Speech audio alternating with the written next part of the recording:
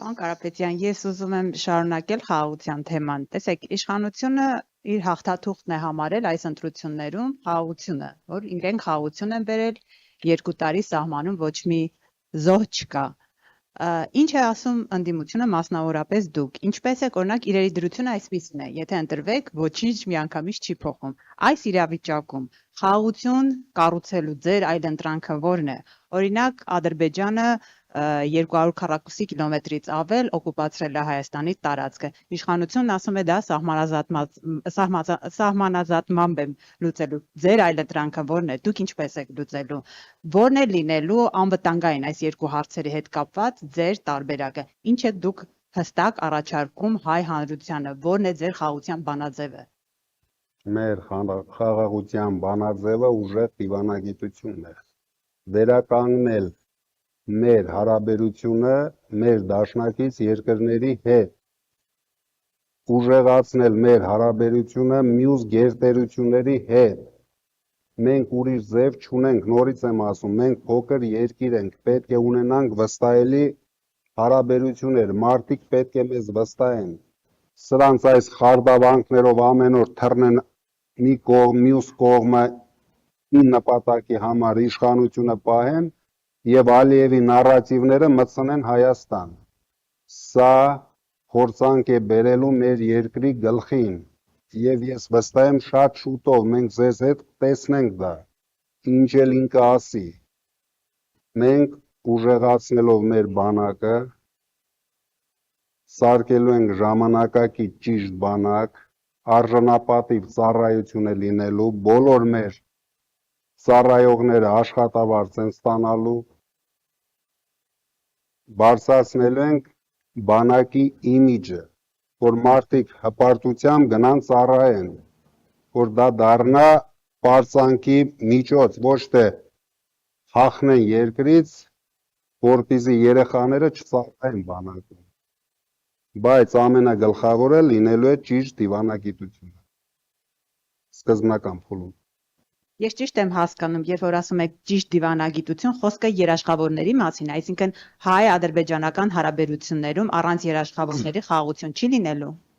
Իհարկե չի լինելու։ Չէ՞ պետք է լինեն երաշխավորներ։ Ասենք մի օր Ալիևը զարթնեց ու հիշեց Գյոլչայի մասին։ Ինչ ենք մենք անելու, հավատալու ենք Փաշինյանի երդումներին։ Սաֆարովը ուզեց ինչ որ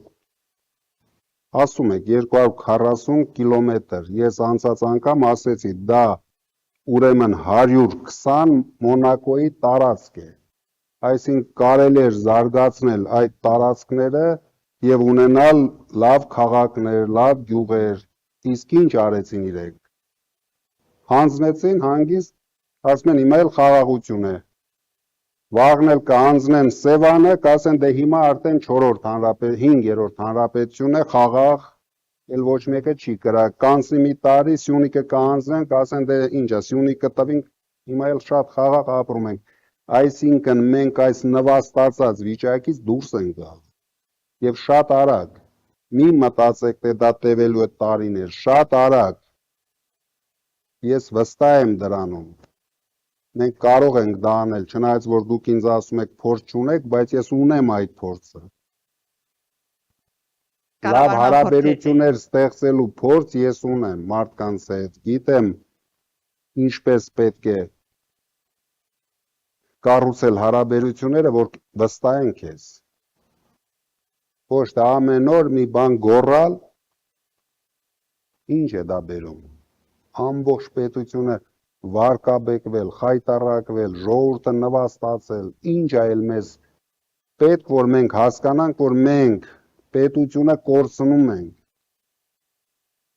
Պարզապես հստակեցումներ եմ ուզում, երաշխավորներ, այսինքն երկու երկրների հարաբերություններում ովքեր են լինելու երաշխավորները եւ ինչ կարգավիճակ, որովհետեւ հիմա մենք օրինակ վկայի կարգավիճակ ունենք, ինչ կարգավիճակով Չի լինելու վկայի կարգավիճակ, լինելու են կոնկրետ ճիշտ պայմանագրեր, որտեղ այդ պետությունը երաշխավորել են Հայաստանի անվտանգությունը։ Մենք հասկանում ենք, որ պետություններ չենք ուզում բարձրաձայնել, լինելու են այդ պետությունները։ Տարածաշրջանային կարևոր պետություններ են լինելու։